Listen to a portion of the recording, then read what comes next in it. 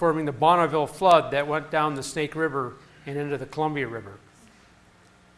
So, also in the Sahara, we find thousands, if not tens of thousands, of art, man's art. Man lived in the Sahara Desert prosperously right after the flood.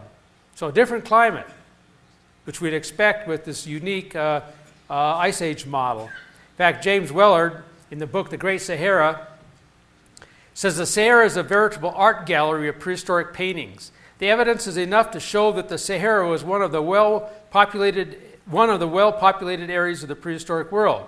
Yet there is man's work in the most inaccessible corners of the desert. Literally thousands of figures of tropical and aquatic animals, enormous herds of cattle, hunters armed with bows and boomerang, and even domestic scenes of women and children in the circular huts in which they lived.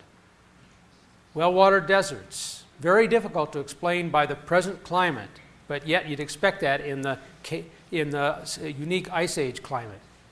The lowlands of Siberia and Alaska and the Yukon were unglaciated. It's kind of interesting. These are the mountains, and this is where the glaciations occurred in the mountains. And by the way, this is the dotted areas. The continental shelves were dry at the time, or mostly dry, and forming part of the lowland. You have thousands of woolly mammoth fossils out here in the Arctic Ocean. I don't know if I'll get into that or not, but anyway, this would be part of the lowlands right in here. All this area, lowland areas, was not glaciated. It's kind of interesting that when they run their models of Ice Age, it's sometimes, depending on the model, the first places to glaciate are Alaska, both lowlands and the mountains. And here's one right here from the Journal of Climate. It said, we now have glaciation. First of all, getting glaciation is very difficult. So they have to tweak their model to even get it going. These people did this and got it going, but guess where it started? Mainly outside the areas where it existed during the last Ice Age. The lowlands of Siberia, Alaska, and the Yukon were included in the first places to glaciate. And yet they were never glaciated. Major mystery. The woolly mammoths in Siberia. First of all, how many woolly mammoths are there in Siberia? Just a few? A couple thousand? I went through it. I looked at the experts, dug up the fossils, and they talk in superlatives. And a guy did a calculation, their top Soviet expert, Nikolai Vereshchagin, between a 600-mile stretch of the Yana and the Koma River, the new area of the New Siberian Islands. He estimated 5 million mammoths are there still in that one area. That's probably the highest concentration of all. So there's at least probably 10 million mammoths buried in the permafrost in Siberia. So a couple hundred years ago, they were surprised to find these bones of elephants, tusks, in the permafrost. How do you get them in the frozen ground is one of the main problems. And they're generally well preserved, which means you have to cover them up fairly rapidly, bones and tusks alike, or else they'll rot. And they found a few frozen carcasses and scraps of flesh, usually less than 100, a lot less than people think. Also, the stomach contents are only half digested, and in other words, implying frozen pretty rapidly. Also, they find some of these mammoths, bones and carcasses alike, standing in a general upright stance. 5 animals suffocated, based on the condition of the blood in the carcass. Some have broken bones. The New Siberian Islands are just huge bone beds, and the lowlands were never glaciated, as I already explained. Now, I'm not going to go into these in much depth. I have a whole talk on this, and you can read it in a book down there that just published a year ago.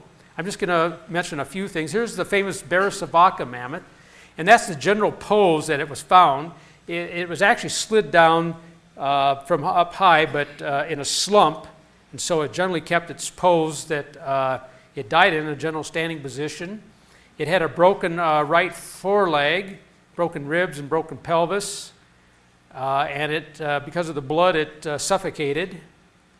And it ended up in the permafrost. Now, that's a lot to explain. First of all, let's take a look at this woolly mammoth distribution.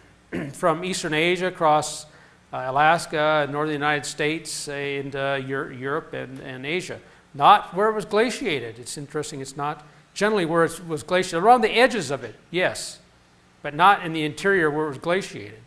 And this is strong, to me, strong evidence they did not die in the flood. They died in the Ice Age, because you find them in typical post-flood sediments and a lot of other places. In fact, up here in northwest Siberia, let's see, right up in here, you find them, the woolly mammoth bones on top of glacial till. In other words, the ice was there first. After the flood, it melted back and they moved up there and then they died there, indicating again they didn't die in the flood.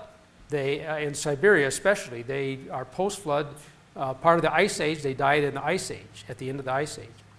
And this is how they get into North America, and when the ice piles in the land, the sea level drops. I actually believe the land was probably higher right after the flood in this area. But regardless, it's very shallow in the Bering Sea and Bering Strait, and they just pass over like this down an ice-free corridor for a while during the early Ice Age down into North America. Now, these are the postulated temperatures that kind of give us a feel for the climate that they lived in there. Right at the end of the flood, you don't have a lot of differences between winter and summer. Not much of a seasonal change. But it'll gradually cool off, and you'll get more of a seasonal change. And finally, you'll cool off to, at the end of the Ice Age, more than today, and then it'll change. It'll change. This precipitation, because of all the warm water and warm onshore flow, they probably had heavy precipitation in Siberia, Alaska, and the Yukon, the lowlands that were not glaciated. It glaciated the mountains rapidly, but it melted in the summertime. And that's probably why we have evidence of trees in the permafrost. But then with time, as the ice sheets grew in Scandinavia and in North America, and the water cooled down some, you'd end up drying out. And this is when I think the woolly mammoth spread up there, when it dried and became a grassland. And then they stuck around, and then it got drier and cooler, and they found themselves in an environment that was very unfriendly to them, and they died by the millions and were entombed in the permafrost. Since then, precipitation has increased some since the end Ice Age dry period. Permafrost. By definition, you don't have any permafrost right after the flood because it's just freshly laid down sediments and strata. So, and I believe because of the warmth up there, it took a while for the permafrost to really take hold, and it started slowly. And by towards the end of the Ice Age, it was increasing rapidly. And that's right in this area, as the ice was melting between maximum and the